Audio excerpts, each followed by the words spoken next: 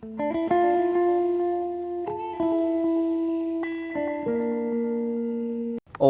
hola, ¿cómo están? Bueno, esta oportunidad les traigo a la Titanopsis calcárea, una planta que es bastante bonita, un poco lenta para crecer, pero es muy interesante. Les voy a hablar un poco sobre los cuidados, que es bastante fácil de cuidar. Es muy parecido a los cactus y suculentas, pero es un poquito diferente, pero se cuidan muy parecidos. Respecto a su ubicación, bueno, es una planta que generalmente se cultiva en macetas porque como no es grande y crece lento, seguramente en el suelo la pierden de vista. Por ejemplo, yo la tengo cultivada en un bols número 18, miren que es esta de acá. Lleva 2 años plantada aquí y mire, todavía no lo ha completado por completo. Es una suculenta que suele crecer hacia los costados. No es una suculenta que vaya a crecer mucho hacia arriba. De hecho, de lo que sería en altura, es bajita.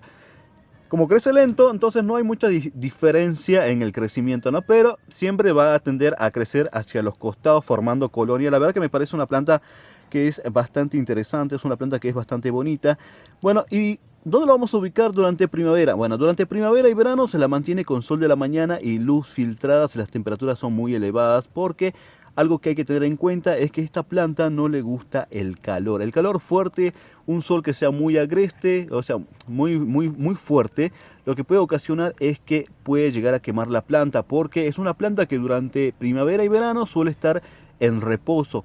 Mientras que otoño e invierno es una planta que es para tener expuesta al sol. No tiene ningún tipo de problema, de hecho la actividad de la planta se presenta durante estas dos estaciones, ¿no? O sea, durante otoño e invierno es una planta que va a presentar el crecimiento, va a empezar a florecer, empieza a florecer, que sería bueno, a mediados del otoño. Tiene estas flores que son bastante bonitas, pero como yo les mencionaba, no le gusta el calor. Con el frío tiene tolerancia, pero algo que hay que tener en cuenta es que no debe haber humedad. Si ustedes tienen la planta en exterior, asegúrense de que si está por llover o está por caer una llovizna, guarden la planta, porque frío y humedad no es una muy buena combinación, y con esta planta no es la excepción porque se les puede llegar a quemar.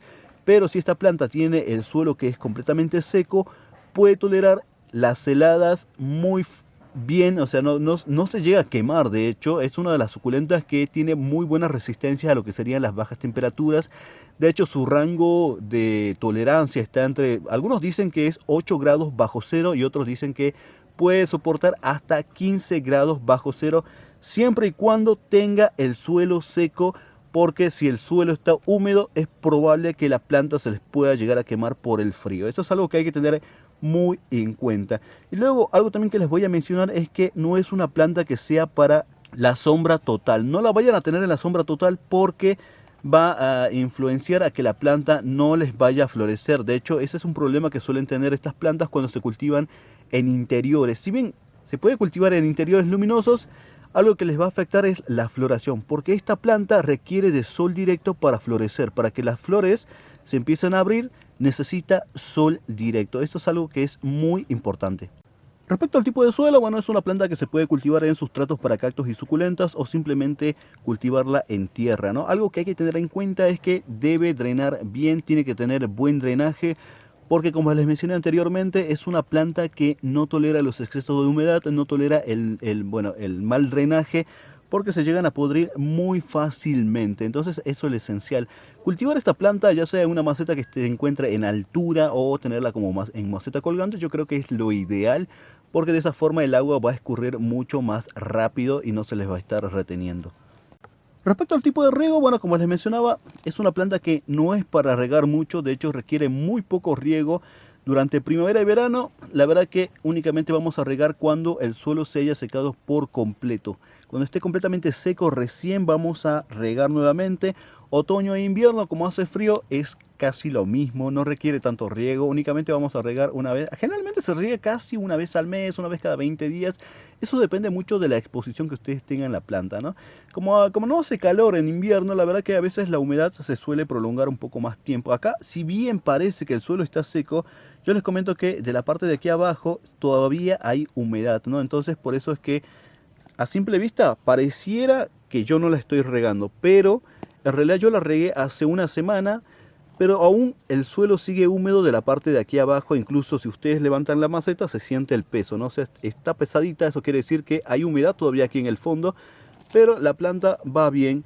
Es una planta que, como les mencionaba, no es para regar mucho, eso hay que tener muy en cuenta. Si ustedes pueden realizar varios orificios de drenaje en lo que sería la maceta o en el recipiente en el cual ustedes la estén cultivando, sería lo ideal para así el agua esté evacuando mucho más rápido y no se esté reteniendo. Respecto a los abonados, bueno, estas plantas realmente no requieren ser abonadas. De hecho, las plantas que son especies, las que crecen en hábitat natural, o sea, generalmente las plantas que crecen en estado silvestre, por ejemplo, esta que es especie, son plantas que no crecen en suelos que sean realmente fértiles, en suelos que sean realmente ricos, ¿no? Son más bien, son plantas que crecen en condiciones extremas, pero cuando se encuentran en cultivos muchas veces se pueden llegar a fertilizar y sí, es algo que se puede hacer. Bueno, se puede empezar a fertilizar con abonos para cactus y suculentas y se puede iniciar a finales del verano, puede ser a inicios del otoño y se continúa hasta finales del invierno, que es mayormente cuando ya la planta empieza a entrar en reposo.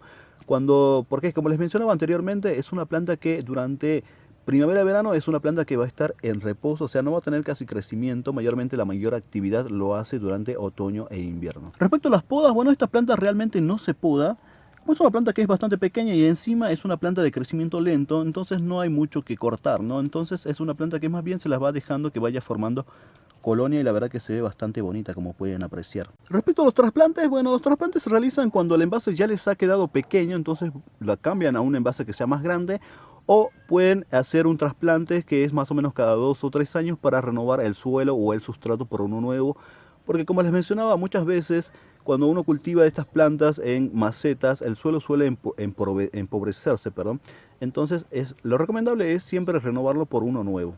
Respecto a lo que sería su reproducción, bueno, es una planta que se reproduce a través de la siembra de semillas, es el método que más se utiliza en este caso, como pueden apreciar. Es una planta que es bastante compacta. Bueno, la siembra de semillas se realiza a inicios del otoño, durante el invierno y bueno, también inicios de primavera. Esa es la época en la cual se hace la siembra de semillas de esta planta. Luego se hace por división de vástagos o separación de hijuelos, como quieran llamarle, y se hace cuando la planta no se encuentra en periodo de floración. Esto sería más o menos como a mediados de primavera y durante el verano. Bueno, durante esa época pueden ir separando la planta, pero como pueden apreciar es una planta que es bastante compacta, es una planta que es muy, por así decirlo, está como muy cerradita, ¿no? Entonces es un poco complicado, pero hacerlo por a través de la siembra de semillas es como el método que más se llega a utilizar en este caso para no estar dañando tanto a la planta, ¿no? Respecto a las plagas y enfermedades, bueno, si bien en estos 2 años que yo tengo esta planta, la verdad que yo no he tenido problemas de ningún tipo. Es una planta que a mi parecer es una planta muy saludable, no he tenido problemas de ningún tipo de plagas, pero es una planta, perdón, que se dice que puede sufrir el ataque de cochinilla algodonosa. Como pueden apreciar, es una suculenta que es bastante compacta, ¿no? Es como muy cerradita, muy apretadita. Entonces, las cochinillas lo que hacen siempre es buscar recovecos y empezar a anidar, ¿no? Y entonces después vamos a ver que las plantas empiezan a entrar como en un decaimiento, ¿no? Como que empiezan a ponerse generalmente como que se cierran mucho, se ponen muy cerradas, más de lo que ya están.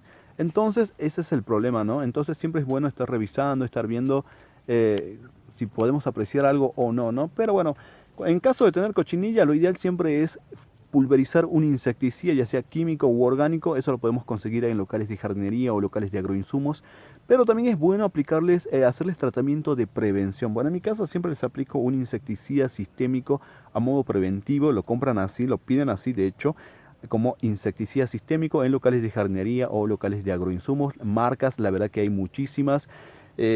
Al igual que, por eso nunca hablo de marcas, siempre me preguntan de alguna marca en particular, pero nunca menciono una en concreto porque hay variabilidad en cuanto a lo que es marcas dependiendo del país. En un país puede haber una marca, en otro país no puede estar esa marca y puede haber otra, entonces es cuestión de preguntar en un local de jardinería o un local de agroinsumos y ver qué es lo que le pueden ofrecer o qué marca está disponible en su lugar donde ustedes vivan.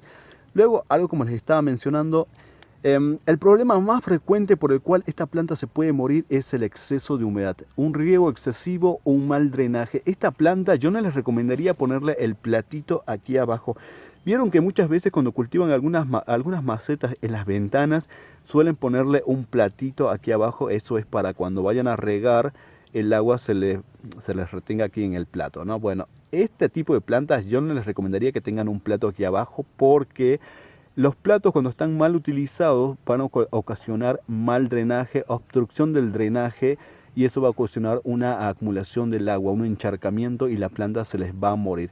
Cuando utilizan el plato, lo que tienen que hacer es que la maceta debe estar por encima del plato, no tienen que estar en contacto, o sea, la base de la maceta, o sea, la parte de aquí abajo, no tiene que estar en contacto directo con el plato. Es por eso que algunos les ponen piedritas, les ponen algunos otros elementos para mantener la maceta elevada por encima del plato. De esa forma, el agua va a escurrir directamente al plato sin estar ocasionando encharcamiento.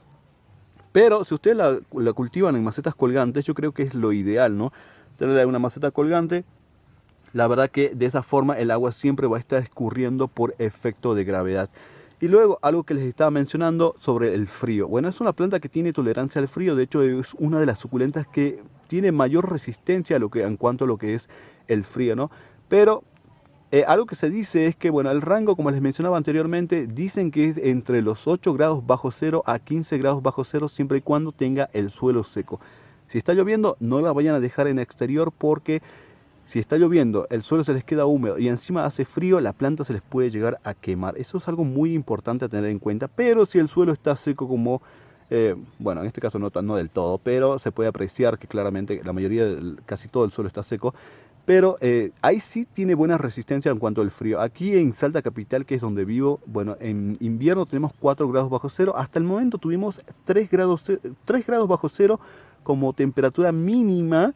Y la verdad que, miren, esta planta está impecable, ¿no? Está como que sin nada lo hubiese pasado. Obviamente no llegamos a tener 8 grados bajo cero aquí. Eso es imposible, aquí al menos aquí dentro de la ciudad. Eso no ocurre. Pero bueno, es una planta que realmente se da bastante bien.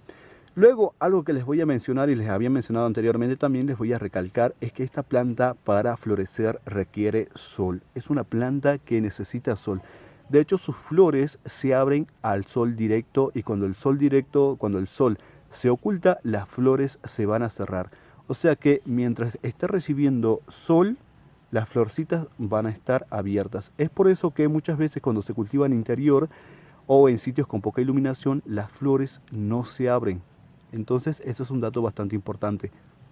Luego, como datos extras, les puedo comentar que el origen de esta planta se encuentra en el sur de África. Es una planta perteneciente a la familia Aizoaceae, misma familia a la que pertenecen los Lampranthus, también conocidos como los rayitos de sol. Si ustedes miran atentamente lo que son los pétalos, van a notar que tienen esa forma son exactamente como los rayitos de sol, ¿no? Generalmente todas las plantas que pertenecen a esta familia tienen la misma forma de florecer, tienen esos mismos pétalos.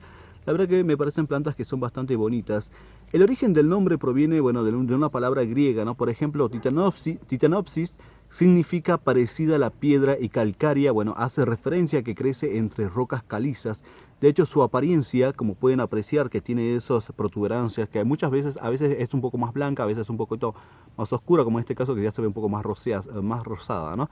Pero generalmente cuando se ve más blanca, la mimetiza bastante bien en este tipo de suelo que sería, bueno, en su hábitat natural, ¿no? Entre piedras blancas, la verdad que pasaría casi desapercibida, pero ya cuando empieza a florecer es como que el efecto de camaleónica, ¿no? De mimetizarse, como que se les desvanece un poco porque resalta mucho por el tema de las flores. Me parece que es una planta que es muy interesante, ¿no? Y si se preguntan, bueno, ¿cuándo florece? Bueno, como les mencionaba, florece entre otoño e invierno. Bueno, esa es su época en la cual empieza a florecer. Es una planta que es bastante interesante, muy bonita. Y un dato no menor que les voy a mencionar es que yo en un principio estaba como un poco reacio a la planta. No me gustaba la planta, de hecho, no me atraía la planta. Pero bueno, hace 2 años dije, bueno, vamos a probar. De hecho, me la venían pidiendo también en el canal. Vamos a probar. La voy a empezar a cultivar y vamos a ver qué pasa, ¿no? ¿Qué onda? Y bueno, realmente después, en estos 2 años, la verdad que me pareció una planta realmente increíble. No se sale, bueno, sucede exactamente muchas veces con otras cosas a las cuales hay que darles oportunidades, ¿no? A mí no me gustaba mucho por el tema de estos que tiene acá, ¿no? Pero después es una planta que es bastante bonita. Más cuando florece, se puede apreciar claramente que, miren cómo florece muchísimo. Es una cosa impresionante. A veces tenemos las abejitas que andan dándole vueltas. Y es una planta que realmente que merece tener, ¿no? Que merece tener una oportunidad en nuestro jardín, en nuestros cultivos. Como yo yo decía, a mí no me gusta, y después ahora digo, bueno, es una planta realmente muy bonita, muy interesante y realmente increíble. Bueno, si no la conocían, se las presento, y si no la conocían, pues aquí está, su nombre es Titanopsis calcarea. Recuerden que tenemos un grupo de Facebook que se llama Locos y Amantes por las Plantas / El Rincón de Tosió. También tenemos una página en la misma red social que se llama El Rincón de Tosió. También tengo Instagram, por si me quieres seguir, es Ormi, como hormiga, simplemente Ormi-Olivel, con B larga. Y bueno, si te gustó, dale like, compártelo, puedes suscribirte y nos vemos en un próximo video. Chau, chau.